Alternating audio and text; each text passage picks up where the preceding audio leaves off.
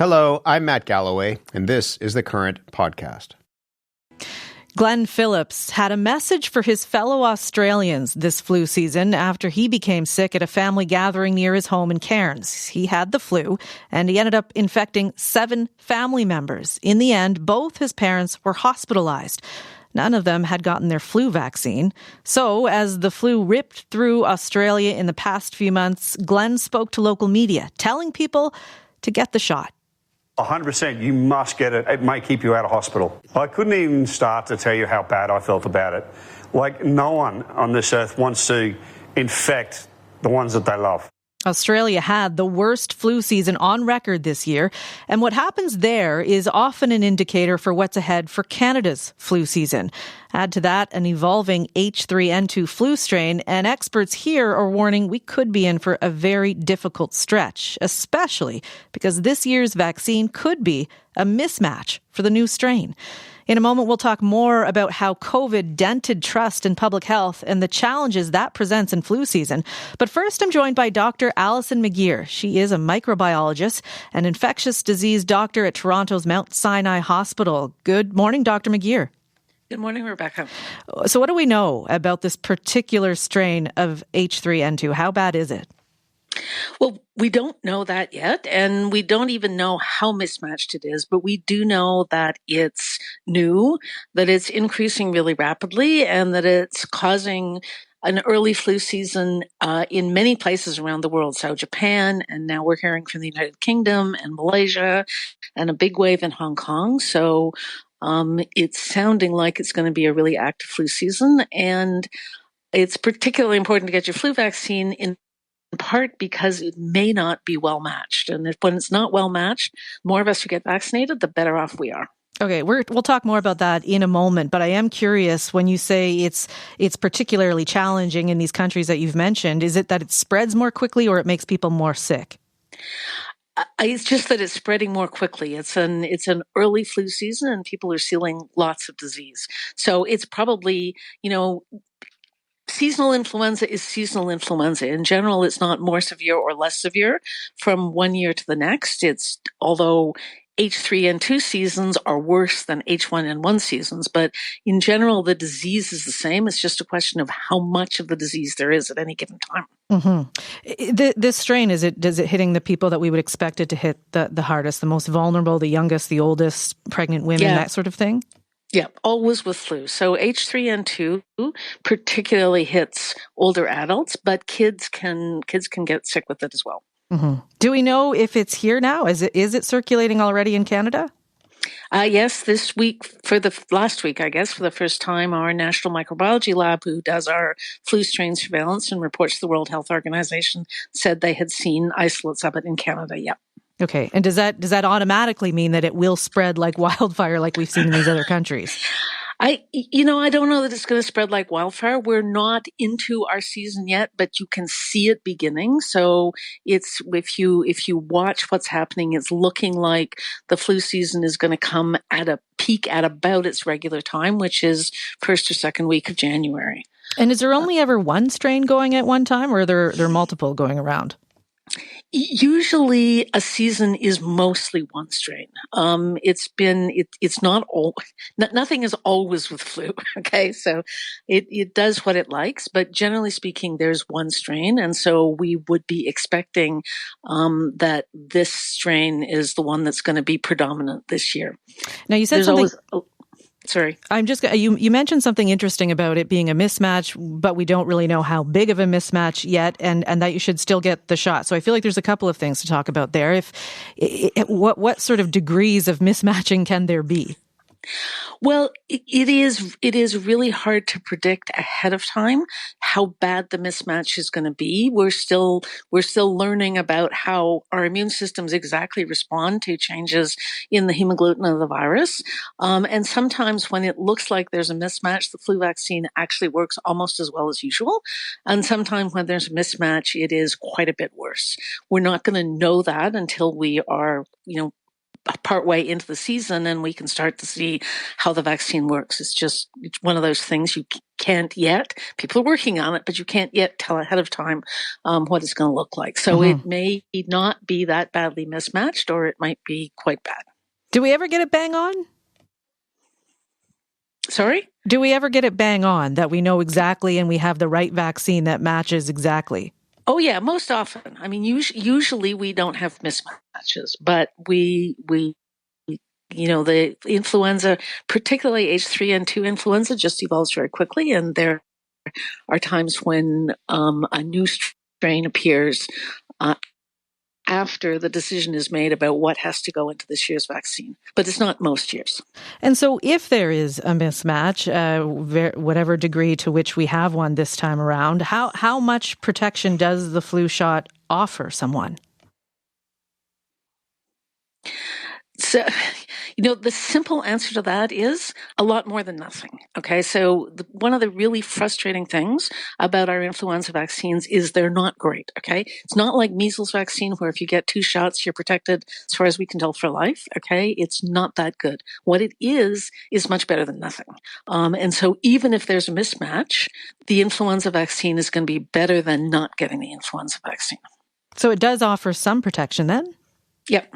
Okay. And is that why, because, when people hear there's a mismatch and that was the headline that we saw this week, does that discourage people in general? I'm not going to bother then.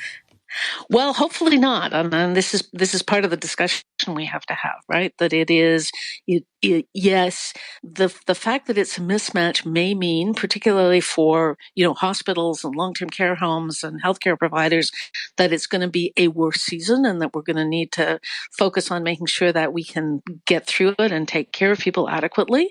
But for the rest of us, no, the message is absolutely, if there's going to be a mismatch, it's even more important to get your flu vaccine. Some people, and my mom included in this, sometimes will say like, oh, if I get the flu shot, it's going to end up making me feel sick, therefore I don't want to get it. Like, is that still a thing that you can end up feeling worse after the flu shot? You know something? The answer is yes. The trick is it's not from the flu shot. Problem is that we give flu shots to people in October and November and sometimes the beginning of December, and there are a lot of viruses going around then, enteroviruses, parainfluenza, and who knows what. So, when people say to me, am I going to get sick after my flu shot? My answer to that is, I don't know. What I can tell you is it's not going to be from your flu shot. It's just there's a lot of viruses about and lots of people get sick in October and November. Yeah. And so sometimes you get your flu shot and you get sick after it. Yep, absolutely. But in the randomized control trials, the number of people who get sick after their flu shot is exactly the same as the number of people who get sick who didn't get their flu shot. Speaking of all of the viruses that are out and about right now, what do we know about how much COVID is circulating? So at the moment, things are pretty quiet with COVID, which is lovely. The problem with COVID is we don't know what it's going to do this winter, and I think it's really disappointing to all of us that we're 5 years in and we still don't have a seasonal pattern, and we still don't know what's going to happen with COVID activity. Probably we're going to have activity through the winter, but I'm grateful that it's quiet at the moment, but I certainly got my COVID shot because I'm not counting on it being quiet for the winter. You talked about how we don't have a lot of time left, but that, there are vaccines that are much more effective for things such as COVID or the measles, but yet we don't really have that bulletproof vaccine for the flu. And we hear now U.S. President Donald Trump talking about the generation gold standard, developing a universal flu shot that doesn't have to be updated, and also producing a vaccine at the same time that would protect people against respiratory viruses like COVID and RSV. Why can't we get there? Is that just too far off base at this point? Lots of people working on universal flu vaccines, and I think it's promising. It's just we're still some years out from it. And the answer is that some things are relatively easy to make vaccines for. COVID, for instance, that was lovely. Okay. Some things are really hard to make vaccines for. People working on a vaccine for HIV for 40 years. And so the respiratory viruses have just been really difficult to make good vaccines to. We're getting better, but we're just not there yet. But yes, this is why we fund research, so that we can have a universal flu vaccine at some time. Are you worried about our hospitals and our healthcare professionals and the whole system because of what might be an unusually bad flu season? Well, people got through COVID. We can do anything, okay, in the healthcare system, and so I have absolute faith that people can get through it. But I am, I think we were all hoping for a break for a couple of years, just because the COVID years have been so difficult for everybody. But yes, we can do seasonal flu. We've done it before, and we can do it again. It's just, again, really good at the now to make sure that you've checked all the boxes. You've done everything you can to make it as easy as possible for both staff and patients. Okay. Dr. McGeer, thank you for this. Pleasure to talk to you, Rebecca. Take care. You as well. Dr. Alison McGeer is a microbiologist and infectious disease doctor at Sinai Health in Toronto. Well, this week also, Canada officially lost its measles elimination status after a year-long outbreak, a setback officials blame on slipping vaccination rates. And now with the flu season starting, public health officials are battling to regain public trust, dented by COVID.